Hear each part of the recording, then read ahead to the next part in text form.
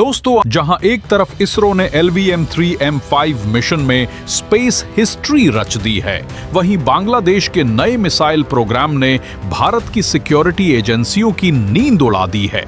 इधर अमेरिका और चीन के बीच ताइवान को लेकर फिर से तनाव बढ़ गया है और पीएम मोदी ने अफ्रीका के लिए ऐसा संदेश दिया है जिसने पूरी दुनिया को सोचने पर मजबूर कर दिया। तो शुरुआत करते हैं आज की पहली बड़ी खबर से। इसरो ने कर दिखाया वो कारनामा जो अब तक सिर्फ कुछ गिने चुने देश ही कर पाए हैं। LVM-3M5 मिशन के दौरान भारत ने पहली बार क्रायोजेनिक इंजन को रीइनिट किया, यानी स्पेस में जाकर दोबारा चालू किया। इस मिशन में 4410 किलो का कम्युनिकेशन सैटेलाइट सफलतापूर्वक लॉन्च हुआ और ये तकनीक अब इसरो को एक ही लॉन्च में मल्टीपल सैटेलाइट्स को अलग अलग कक्षाओं में भेजने की ताकत देगी। यानी अब ISRO सिर्फ मिशन नहीं, इतिहास लिख रहा है। अब चलते हैं हमारे पूर्वी पड़ोसी बांग्लादेश की तरफ, जहां टर्किश TRG-300 और चाइनीज SY-400 मिसाइल सिस्टम की चर्चा ने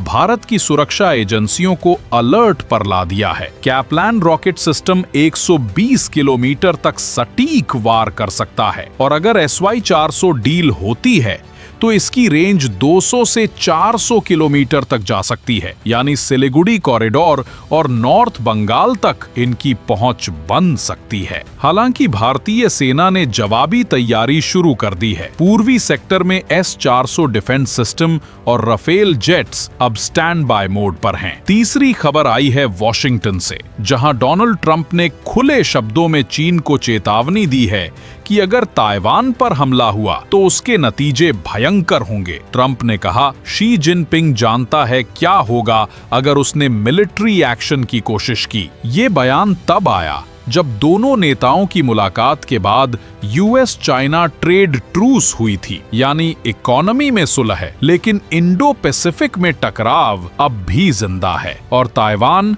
अब फिर बन गया है सुपर पावर पॉलिटिक्स का केंद्र। और अब बात उस बयान की जो पूरी दुनिया में चर्चा का विषय बना हुआ है। G20 समिट से पहले पीएम मोदी ने कहा, विकास डिपेंडेंसी पर नहीं, पार्टनरशिप पर होना चाहिए। उन्होंने अफ्रीका को सेल्फ रिलायंट ग्रोथ का संदेश देते हुए याद दिलाया, भारत और अफ्रीका दोनों ने कॉलोनियलिज्म के खिलाफ साथ लड़ा था। अब वक्त है एक नया ग्लोबल ऑर्डर बनाने का। इंडिया अफ्रीका ट्रेड अब $100 अरब के करीब है। तो दोस्तों, चारों खबरें आपने देखी। इसरो की नई कामयाबी, बांग्लादेश की मिसाइल चाल, ट्रंप की वार्निंग और मोदी का ग्लोबल विजन, इन सब का एक ही मतलब है, भारत अब सिर्फ डिफेंस पावर नहीं, ग्लोबल पावर बन रहा है। अगर आपको आज की डिफेंस अपडेट पसंद आई हो, लाइक कीजिए और सब्सक्राइब कीजिए इंडियन डिफेंस चैनल को।